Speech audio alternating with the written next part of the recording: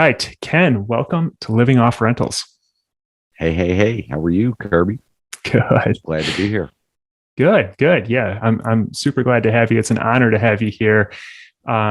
Just for a little bit of background for the listeners, Ken went from pretty much starting from scratch with no experience to developing $1.35 billion, that's with a B, in deals in one of the most, or if not the most competitive real estate market in the world, New York City.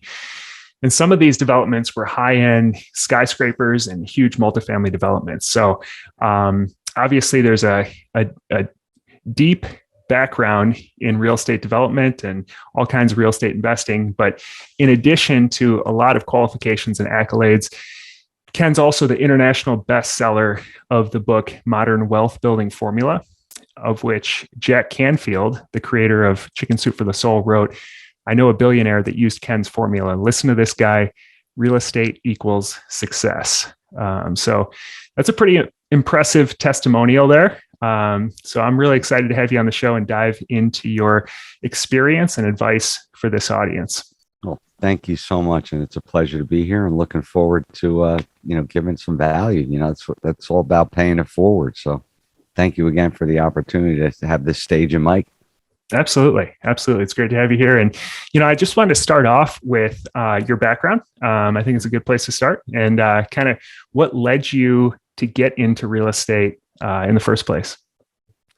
If I look back, I wanted to become an engineer, but I really only knew how to play sports. So it took me a few years in college to realize that I needed to apply the gridiron mentality to school. And then I created the 6-year plan, I guess you could say. I finally graduated with a degree after 6 years in engineering.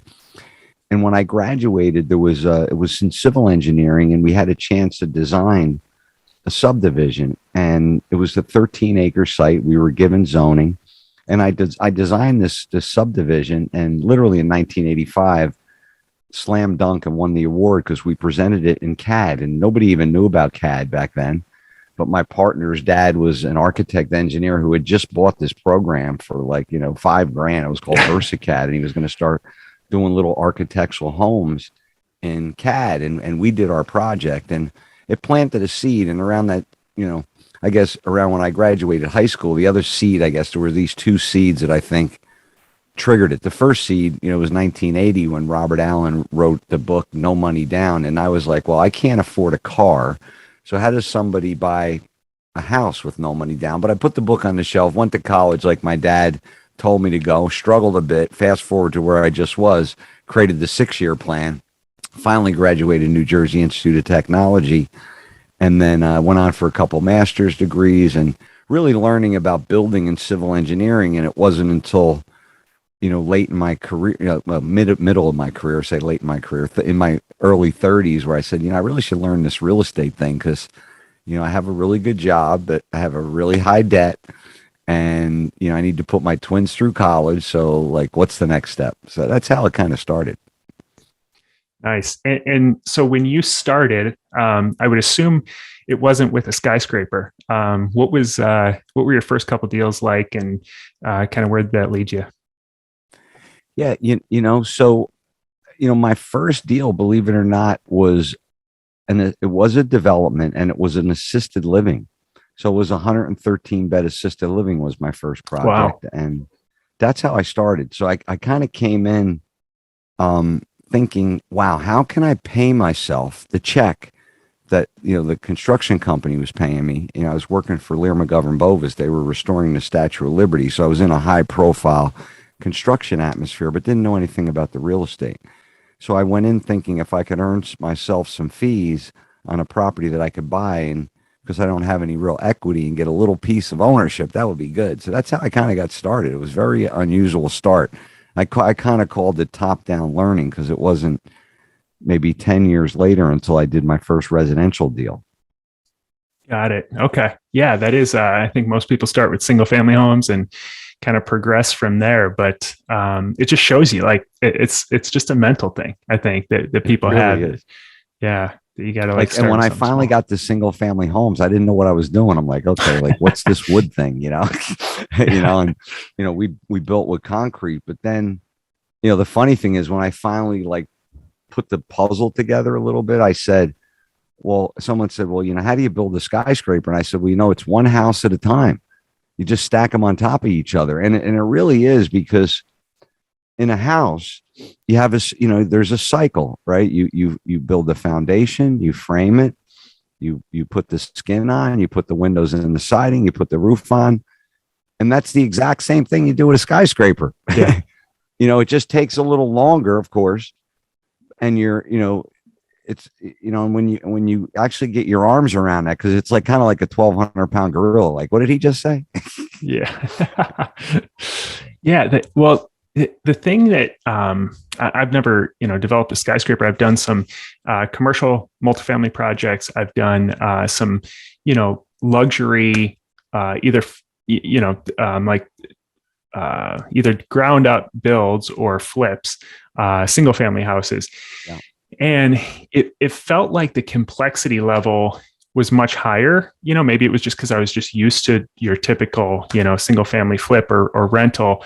But I would imagine on a project, especially in New York City, where there's layers of bureaucracy that you're working with as well, and so many different subs, designers, architects, like, how do you manage all of that complexity and still have any shred of sanity at the time?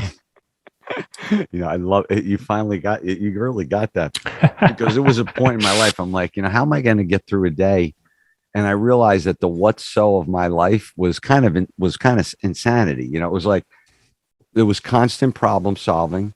And I really had to say, like, what, as the leader of, 6 skyscrapers at once, concrete company, 300 employees, your life is just, problem solving. And that's the what so, and it's okay. And, when you kind of have that mentality that there's so many moving parts, and you have to, really delegate, it's eliminate, delegate, automate, right? So where each skyscraper started in my lap with a design team, you mentioned there's several design principles each week. You have a design team meeting with the owner and design. You have, contractor meeting.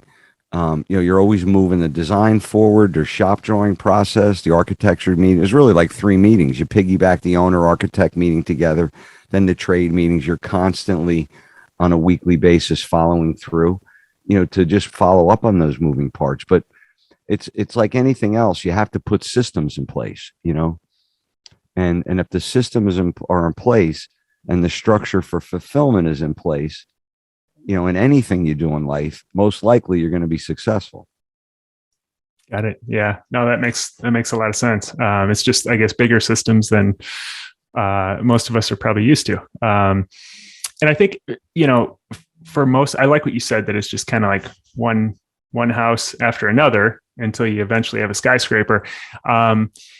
For most people listening to this, I think their goal is financial freedom. It's Yep. Just getting to a point where their passive income exceeds their expenses. So for you, when you're doing projects like this at this time, what was your goal? I mean, what was the outcome you were after? Because obviously, projects of this size, you're probably going to get to financial freedom and then some. So what is it that kept you driving? What were you trying to achieve?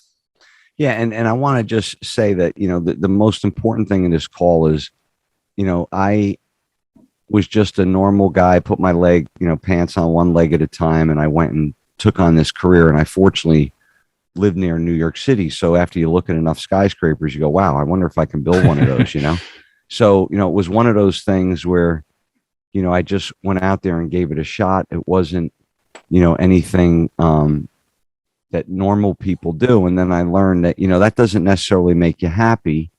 And yes, you can achieve all these goals and become the #1 best-selling author. And yes, it made me delightful. But, at the end of the day, what I really enjoy now is, enjoying my twins. They're going to be 30. They're getting, one's married to a doctor. We got grandkids on the way. I have 75 acres under development, which is fun. But, I think what I teach my students now is, like you just said, what is it that you need coming in each week to be happy, right? You don't need to $1 billion. You don't necessarily have to have $1 million in the bank. It makes things a little easier. But if you have $10,000 in expenses per month and you're making 20,000, you're in pretty good shape. You're living a good life, So, I didn't realize back then, like, what did I really want? I was more like in a panic, like, how am I going to pay for my kids to go to college?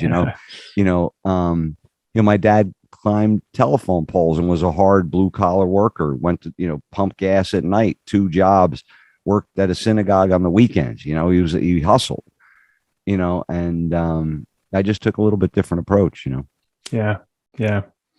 Yeah. And obviously it paid off for you. You built a ton of success. I was listening to another interview that you did, and you talked a bit about how the 2008 financial recession hit you and hit you pretty hard. Can you share a little bit about that as well? And, maybe some lessons that you took away from that?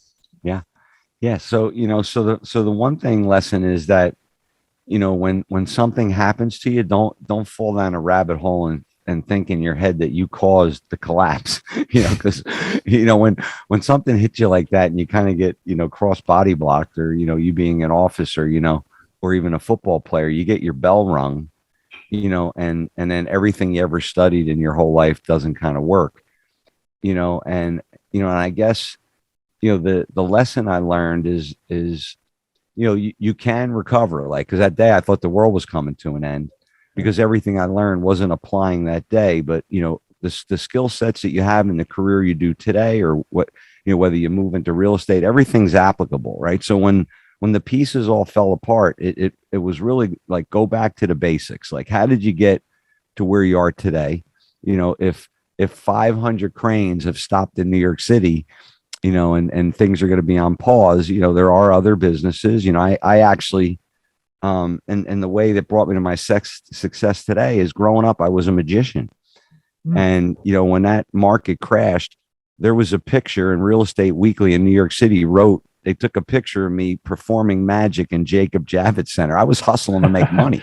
Yeah. Because my whole world went upside down. You lose $300 million in one day, all your projects stop.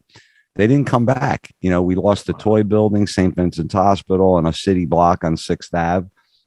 Lehman had mezzanine loans, and, we never saw it again. It was like pretty much, I don't know what we eventually got. I mean, I had to exit that partnership because I was just so emotionally distraught on what had happened. I didn't know really what I wanted to do.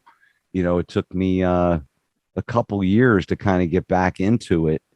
I got back in at 12. By 15, I was, we were pouring concrete towers in New York City, and we were back strong, but it was crazy. And I guess the biggest takeaway is, the Tony Robbins training I had in 2001, when the towers collapsed. I thank God for having that, because, that didn't kill me then. It made me stronger. But, really going back to that personal development, going to the New York City power teams, hanging out with, like-minded people, rolling again, but it was an interesting time that, you just got to have some faith. You'll work it out. You will work it out. Just never give up. That's what I took out of that. Never give up, man. Yeah. Never give up. Yeah. And I think a lot of people, haven't experienced anything like that. I mean, if you got in since 2011, all you've experienced is an up market. So it's like hard for people to wrap their head around that it could change. And it could change very quick. Like you said, one day, $300 million. I mean, that's just like so hard to even believe. Yeah. But yeah. And now I think back, like, was I leveraged with Lehman Brothers? Back then that probably wasn't, it wasn't a lot, like, we had a bunch of equity, but, they lent billions of dollars back then, like, and they were around for 100 years. So to think that they would vaporize, I was like, it was tough. Yeah. So what do you do differently now, if anything, that you feel like, I mean, do you feel like you're in a position where that couldn't happen to you again, or it's just like one of those things that just happens, or like there's something different you do now?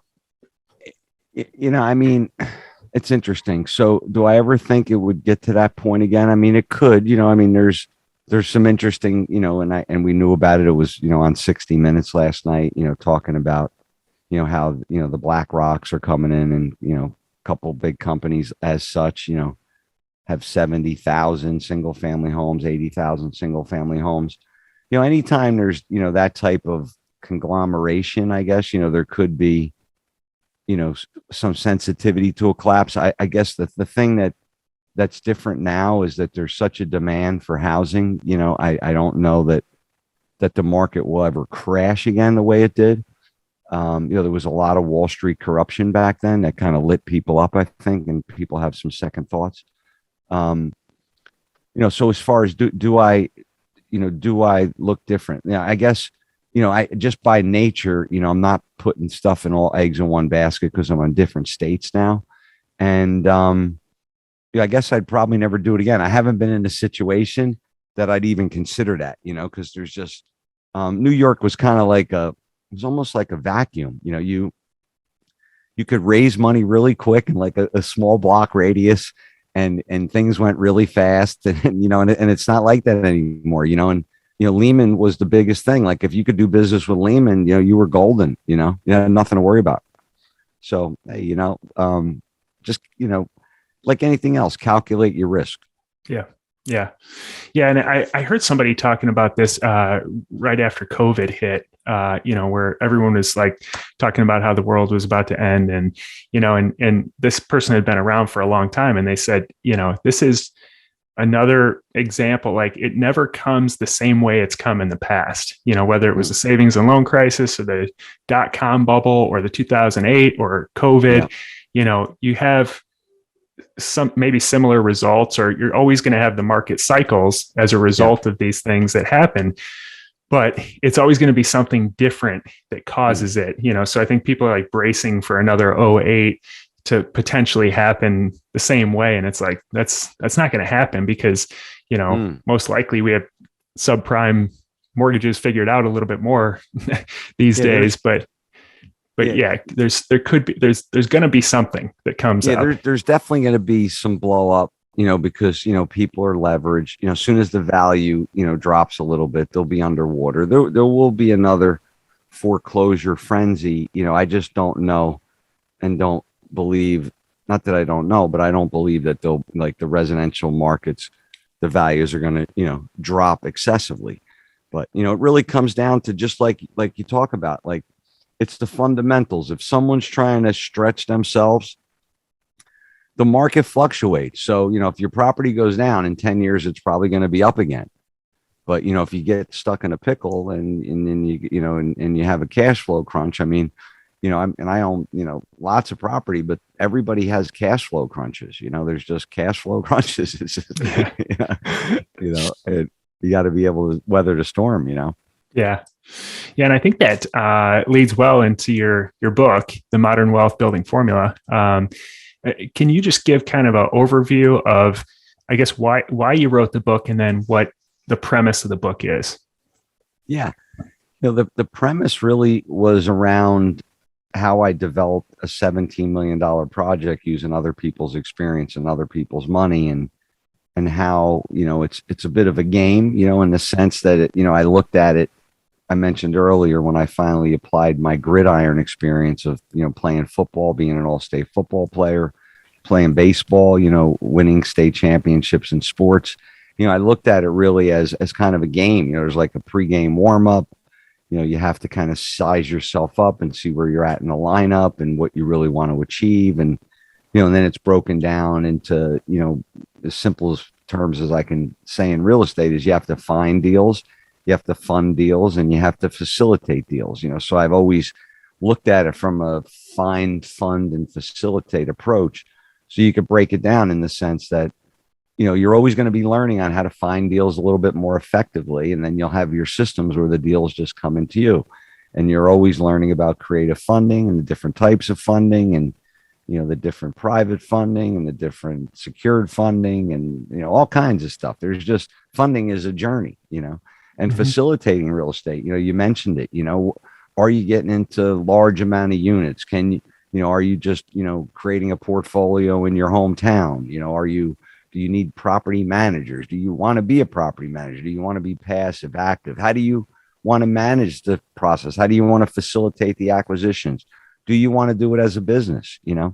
So with all these thoughts in my mind, I tried to keep it simplified and say, hey guys, real estate's like an ice cream store. Go in, start tasting the flavors, see which ones you like, narrow it down, make a game out of it, have some fun, see where your skill sets are, where they fit in, and just give it a shot. That's kind of where it came from, like I did. I didn't really know what I was doing, but sometimes you don't know how your success looks. You just have to take that first step. Yeah. And it seems like you do a great job of taking your experience on these massive projects and maybe more complexity than most beginners can understand, and relating it and breaking it down to the first steps for someone to take. And so I'm curious, what would be your advice to someone who's listening to this, who hasn't started yet? But around like, what are the best first steps to take? Yeah.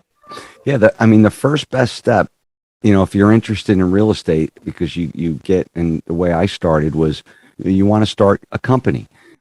And you can open up a company for a couple $100, form an LLC, and you will immediately excuse me, have about $10,000 that you could write off instantly.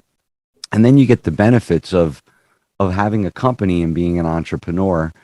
And really that's the first step, because real estate, you should treat from the beginning as a business, even if you're going to be an investor, and just, start, educating yourself, whether you go to a YouTube channel and start, listening to people in real estate, or Googling things. You'll realize that, real estate is a little puzzle, and then you may want a mentor, but, get started with finding a mentor, pick a couple books and try to keep it simple, Got it. Yeah. Yeah. I think that's great advice. And you also mentioned in the book that now you feel like now is a great time to be investing in real estate. And I hear a lot in, different Facebook groups and stuff. People are always saying, oh, the prices are so much higher and, it's so competitive. Like, should I just wait? So why is it that you feel like right now is a good time to be getting into real estate? Yeah, well, like anything else, real estate is a speeding train, and it's preparation meeting opportunity, and it's continuous and never-ending improvement of learning how to find deals better, fund deals quicker, and facilitate deals. Where you may ultimately be vertically integrated and do everything. So like any crazy market where everything's out of control, there's always fallout. And it really comes down to, relationships and building a deep emotional rapport, because, there's deals that I get that people are like, yeah, I definitely want to make sure that this guy doesn't buy it. Right. And, and it's like my competitor, because, I have a rapport with the guy, and, I'm more concerned about, his purpose in life, and not just, about, something else. So, I've just taken a slightly different approach, Yeah. Yeah. No, I think there's a lot of intangibles that go into it. Like you said, like you'll get deals that other people maybe might not. And it's based on those relationships and things that you've built over time. And then if you're not in it, and not to interrupt, if you're not in it, then you may lose out. So, I guess it's like, I look at everything like sports, so, you can go in the stands and watch the game a little bit, and then you go get on the field, but you shouldn't leave the stadium, right? So, get into the stadium if you have an interest in real estate, and, keep in mind that, 9 out of 10, millionaires, earned a lot of it through real estate, so if you're playing an odds game and you're in this for the money, or at least the financial freedom that you mentioned, you should have some type of real estate in your portfolio. Yeah. Yeah. And it's one thing to listen to podcasts about it, and it's another thing to actually practice it. Yeah. Yeah, that's what I call living in a world of performance. It's black or white. You're either in action or out of action. Yeah. That's a good point. Um, After all your experience doing so many different deals in different markets, what do you invest in now? Like what's your ideal deal? You mentioned the 75 acre or 75 acre development, correct? Yeah. So is that like an ideal deal for you, or is just like it's kind Yeah. of it was one that was opportune? So great question. So like for the last 2, 3 years, I've been buying land and then creating like bunch of like mini developments within the development, right? And then that's leading to like in Lewisburg on 45 acres, we have, over 100 townhomes. I was just on the phone with the attorneys trying to figure out the associations within the associations. We have some residential on top of retail, similar to like, New York City. We have flex office. We have retail site where I could put a Chick-fil-A. I have a hotel site. We have a wellness center, medical office. So Wow. these Where are is all that? little, what's that? Sorry, where is that located? It's in Lewisburg, North Carolina. Okay. And by going in, and kind of doing this, now it led to a conversation with planning administration. We've now helped them work with their master plan downtown, the 2030 plan. It could lead into some more development.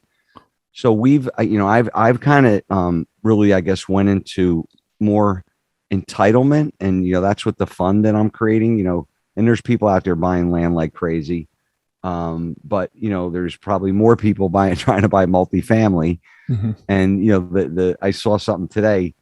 Somebody in the residential market said there's like 35 people looking for one house now. So there's such a shortage. It's going to be interesting. Like anything else, it really just comes down to, like I said, get into the game. It's about building deep emotional rapport. It's about merging ecosystems with other people, which creates, what I call is relationship equity. My whole philosophy early in life was, I have to horizontally innovate. I call it, I got to meet everybody. It's 6 degrees of separation. Eventually it gets down to 2 degrees. You know everybody, but it's the vertical innovation and the in-depth, deep emotional rapport relationships, and the few people you have those relationships that'll essentially set you free. You don't need to work so hard. It's look at what you have, and get and get into deep thinking and deep work and focus on what you really want, and get clarity, because clarity gives leverage, and you'll achieve pretty much whatever you put your mind to. That I mean leads me perfectly into the next question that I had for you. I was curious, after I've interviewed about 115 different successful real estate investors on this show, I've noticed that almost to a person, that real estate success and their personal development, it's almost like they're inextricably linked. And I know you've been a lifelong learner. You mentioned you worked with Tony Robbins closely. Is there a practice or philosophy or a model that you might have learned along the way that kind of stands out to you, that you feel like made a big impact in your personal development, and then obviously most likely in turn in your business as well? Yeah, and not that, I don't want to, repeat things that other people may have. I mean, Tony was all about, take massive action. And, and I, was always, an early riser. I remember him saying, if you work 3 additional hours, and start at 5, everybody else starts at 8 at the end of the year, you have like, 30 extra weeks of progress, so, I had been taking that approach early on. When I finally realized, it was about, health and fitness and about energy, and, it came down to, discipline, so I'm preaching to the choir here, a graduate of West Point, but it came down to like, you did, you woke up, you did your PT, I wake up, I move, I do my PT, I meditate, and I really get into my deep work early. And I did that for years. I do that now, but I guess I call it a morning ritual. Recently, probably in the last couple of years, I started a little bit of an evening ritual where, I was always working till midnight or, just hustling all the time. But I noticed that by toning it down, at a little bit less hour and kind of like just looking at what you accomplished and thinking about tomorrow, you actually manifest a lot of stuff while you're sleeping. I noticed a real habit I learned over the years is time blocking, which is all reverse engineered back from what you really want in your life. We talked about the clarity, right? Because, if you're going to time block 3 mission critical things every day, you want it related to what you want in your life, typically something related to business, something related to relationships, and something related to health. When you have children and business, you're always building some relationship. There's always something you can do to build a deeper emotional rapport. Health and fitness, there's always something we can do, right? Whether it's about wellness, mental wellness, personal development. I've always invested annually in myself.